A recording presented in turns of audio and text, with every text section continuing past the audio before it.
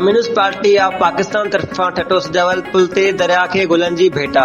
सिंधु दरिया खे डेल्टा ताईं पाणी पहुचाइण ॾिनो वञे, समुंड में वेंदड़ पाणी ज़ाया नथो थिए। सिंध जी डेल्टा जूं 17 क्रेक सुइयूं जेकी ख़तम थींदी पियूं वञनि ऐं समुंड जो पाणी सिंध जे चइनि ज़िलनि जी ज़मीननि ते चढ़ी वियो आहे। लखे एकड़ ज़मीन केतिरा ई ॻोठ समुंड पाए वियो आहे। उहे ॻाल्हियूं कम्युनिस्ट पार्टी ऑफ पाकिस्तान तरफां ठटो सजावल पुल दरिया खान पुल दरिया ते गुलनि जी वर्खा करण वक़्तु जमो थियल माण्हुनि खे ख़िताब कंदे पार्टी जे सेक्रेटरी जनरल कामरेड इमदाद काज़ी कयूं। हिन वधीक चयो त असांखे सख़्तु अफ़सोस आहे जो हुकुमरान शराफ़ियत दरियानि जे किनारे कब्ज़ा कराए दरियानि जी गुज़रगाह खे बंदि या सोढ़ो करे छॾियो आहे। उन करे दरिया जोश में अचण खां पोइ सभु कुझु ॿोड़े वाहे वञनि था। हुकुमरान लाइ ॿोॾि या ज़ुल्ज़ुलो कमाई जो ज़रियो थी वञे थो। कामरेड काज़ी वधीक चयो त सिंधु दरिया में त अञा एतिरो बि पाणी कोन्हे जो दरिया जे ॿेट में ठहियल बेलाटियूं बुॾनि। बहरहाल एतिरे पाणी अचण सां बि समुंड जे किनारे रहंदड़ आबादियूं बाक़ियूं थियूं आहिनि। सिंधु दरिया खे वहण ॾिनो वञे त समुंड जे पाणी खे धिके ऐं पूरे समुंड किनारे तंब जा बेला लॻाए सघजनि। उन सां पाकिस्तान कारोबार क्रेडिट मां बि करोड़ रुपया कमाए सघिजे थो। हिन चयो त बोरे 70 जो रवाई आहे जनाब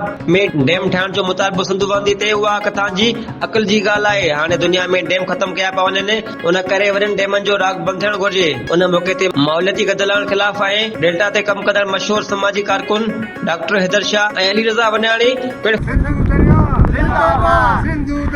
जिंदाबाद, सिंधु दरिया जिंदाबाद, सिंधु जी डेल्टा जिंदाबाद, सिंधु जी डेल्टा बहाल करो, सिंधु जी डेल्टा बहाल करो, सिंधु जी डेल्टा बहाल करो, सिंधु दरिया जिंदाबाद, सिंधु दरिया जिंदाबाद, सिंधु ते धारो डेल्टा की तरफ कुछ न कुछ पानी आना शुरू हुआ है।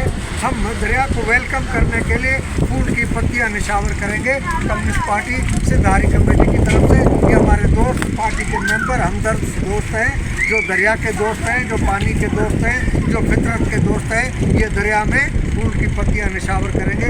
आप जरा